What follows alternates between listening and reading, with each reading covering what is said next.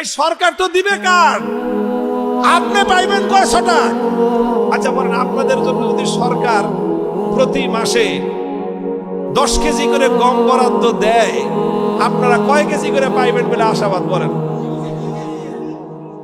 পাইবেন কিছু? আপনাদেরকে যে ফ্যামিলি কার্ড যদি কেউ দেয়, দিবে।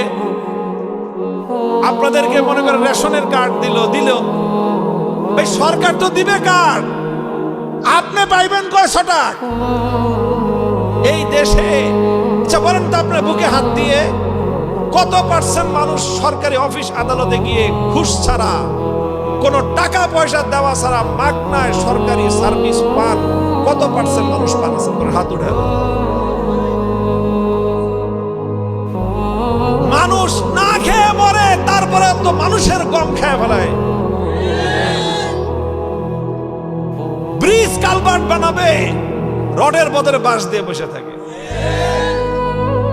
তাইলে এই যদি হয় মানুষের সাথে আচরণ, চিড়িয়াখানার বাঘের সাথে কি করে? আর বাঘে তার কইতেও পারে না তুই আমার গোশত মেরে খাইছিস।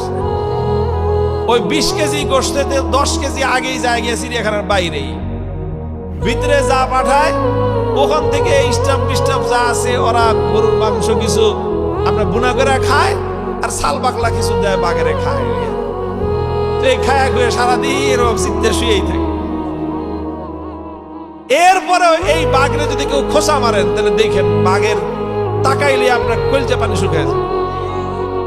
এরপরে মাঝে মাঝে ও একটু একটু নিঃশ্বাস ছাড়ে, গর্জন দিবে কি, এই মরা বাঘ আটকানো বাঘের বুকের থেকে গর্জন আর হুঙ্কার বের হয়। এরপরে সামান্য একটা আওয়াজ যখন করে, গোটা চিড়িয়াখানা থরথর করে কেঁপে উঠে, সমস্ত পোলাপান দৌড় দেয় যে বাঘ গর্জন দিতেছে দেখার জন্য। 54 বছর পর্যন্ত আমরা দেখেছি আমাদের এই দেশ থেকে কিছু মানুষ তারা রাজনৈতিক নেতা হয়ে উঠে, আর সারা দেশের সাধারণ মানুষকে তারা তাদের চাকর মনে করে। এই রাজনৈতিক দুর্বৃত্ত নেতৃবৃন্দ রাজনৈতিক নেতৃত্বের নামে গোটা দেশের সাধারণ মানুষকে তারা নিজেদের চাকর বাকরে পরিণত করে।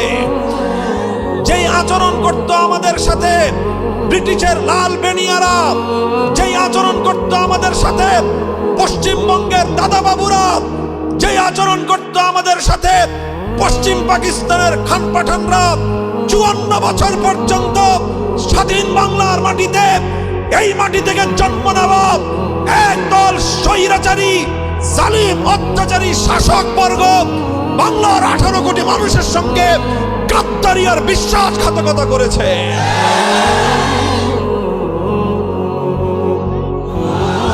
মুহতারাম হাজিরিন, আমি আপনাদেরকে এই জন্যই বলতে চাই, এই যে বাংলাদেশটা গড়ে উঠলো, এই যে বাংলাদেশটা জন্ম নিল, ব্রিটিশকে খেদাইতে হয়েছে, পশ্চিমবঙ্গে দাদাবাবুদেরকে বিতাড়িত করতে হয়েছে, পশ্চিম পাকিস্তানের খান পাঠানদেরকে বিতাড়িত করে তারপরেই বাংলাদেশ হয়েছে। মনে রাখবেন, বাংলাদেশে যদি ইসলাম না থাকে, পশ্চিমবঙ্গ আর পূর্ববঙ্গের মধ্যে কোনো তফাৎ থাকবে না। বাংলাদেশে যদি ইসলাম না থাকে, দিল্লির আধিপত্য বাংলার মাটিতে প্রতিষ্ঠিত হবে, এদেশের মানুষকে দিল্লির গোলামি করতে বাধ্য করা হবে।